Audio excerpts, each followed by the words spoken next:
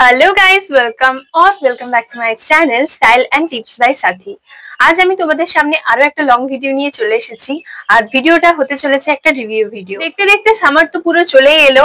আর এই সামারে আমাদের মতো অয়েলি স্কিনের মেইন প্রবলেম হচ্ছে একটা ভালো সানস্ক্রিন, যেটা আমাদের স্কিনকে অয়েলি গ্রিসি করবে না। সেই সন্ধানেই আমি আরো একটা নতুন সানস্ক্রিনের, যেটা এখনো ইন্টারনেটে খুবই ভাইরাল এবং ট্রেন্ডিং। তো সেই সানস্ক্রিনটা, তো তোমরা অনেকে আমাকে অনেক ধরনের সানস্ক্রিন ইউজ করতে দেখেছো। রিসেন্টলি আমি একটা শর্টস দিয়েছিলাম, যেটাতে আমি উইশ কেয়ারের ওয়েবসাইট বি ভাইরাল সানস্ক্রিন, সেটা হচ্ছে উইশ কেয়ারের এই niacinamide oil balance fluid sunscreen. এটা খুবই পপুলার। আর এটা রিসেন্টলি আমি গত 1 মাস আগে অর্ডার দিয়েছিলাম, আর কয়েকদিন ধরে ইউজ করছি। তাই ভাবলাম তোমাদের সাথে এটা রিভিউ শেয়ার করি। বিশেষত আমরা যারা অয়েলি স্কিনের আছি, তাদের ক্ষেত্রে সানস্ক্রিন চুজ করা একটা খুবই ডিফিকাল্ট ব্যাপার। কারণ সব ধরনের সানস্ক্রিন ইউজ করলে আমাদের স্কিনে যেটা স্যুট করে না, প্রচন্ড অয়েলি আর গ্রিজি হয়ে যায় স্কিনটা। তো SPF 50+, তার সাথে PA++++, 50 গ্রাম, যার প্রাইস 449। বাইরের আউটার প্যাকেজিংটা এরকম, আর ইনার প্যাকেজিংটা আমি তোমাদেরকে দেখাচ্ছি। ইনার প্যাকেজিংটা ঠিক এরকম। আর যেটা আমি এখন এরকম শেক করে বুঝতে পারছি, এটা খুবই লিকুইডি এবং ফ্লুইড টাইপ। তো ইউজ করার ক্ষেত্রে আমাদেরকে ফ্লুইড টাইপটা একটু বেশি পরিমাণে ইউজ করতে হয়, সেক্ষেত্রে ক্রিম বেসটা একটু কম ইউজ করতে হয়। তো প্রাইস রেঞ্জের দিক থেকে দেখতে গেলে আমার এটা খুব মানে ওই অ্যাকুয়ালজিকার সাথে কম্পেয়ার করলে এটা একটু তুলনামূলকভাবে কম কোয়ান্টিটি, কারণ এটা আমাদেরকে বেশি পরিমাণ ইউজ করতে হবে। আউটার প্যাকেজিং এও প্লাস ইনার প্যাকেজিং এও তোমাদের পুরো ইনগ্রেডিয়েন্টস ডিটেলস দেওয়া আছে, তার সাথে কিভাবে ইউজ করবে সেটাও লেখা আছে। 24 মান্থস অব্দি পেয়ে যাবে। এরপর দেখাই তোমাদেরকে অ্যাপ্লিকেশন। প্রথমে এটা একটু শেক করে নিলাম।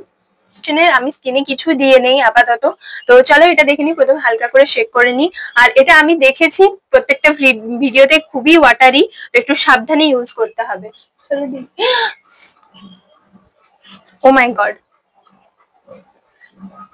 দেখতেই পাচ্ছ কি রানি কনসিস্টেন্সি এটার, মানে একদম জাস্ট ইজিলি এটা ব্লেন্ড হয়ে যাচ্ছে স্কিনে। তবে দ্য থিং ইজ, ক্রিম বেসের চেয়ে এটা কিন্তু তোমাদেরকে পরিমাণে বেশি ইউজ করতে হবে, কারণ এটা লিকুইড। খুবই সিমলেসলি ব্লেন্ড হয়ে গেল, যেহেতু খুবই ওয়াটারি টেক্সচার। আর ক্রিমের মতো একটু আমরা যেমন ক্রিমটা দিয়ে কিছুক্ষণ ওয়েট করি সেটা অ্যাবজর্ব করার জন্য, বাট এটা দেখো সাথে সাথে অ্যাবজর্ব হয়ে গেল। আর তোমরা নিশ্চয়ই একটু লক্ষ্য করতে পারছো স্কিনে একটা গ্লো প্রোভাইড করছে। বাট আমি তোমাদেরকে ইনফর্ম করি যে এটা কোনো চটচটে ভাব নেই, প্লাস একটা তোমাদেরকে আমার মনে হচ্ছে যে একটা ডিভি ভাবও এসেছে। তো আমি এটা অনেকদিন ধরে ইউজ করছি, মোটামুটি আমার 15-20 দিন হয়ে গেল। আমি বলবো না যে এটা পুরো একদম ম্যাট করে দেয় স্কিনকে, বা তোমার কোনো অয়েল স্কিনে আসবে না। তুমি যে কোনো জেল বেসড সানস্ক্রিনও ইউজ করলে কিছুক্ষণের মধ্যে, মানে 1-1.5 ঘন্টার মধ্যে আবার তোমার স্কিনটা অয়েলি হয়ে পড়বে। আমার মতো যারা প্রচন্ড অয়েলি স্কিনের আছো, তাদের ক্ষেত্রে আমি বলবো খুব হিউমিড ওয়েদারে এটা কিন্তু অ্যাপ্রোপ্রিয়েট, মানে জেলের থেকে অ্যাপ্রোপ্রিয়েট না, বাট ক্রিমের থেকে অবশ্যই বেস্ট।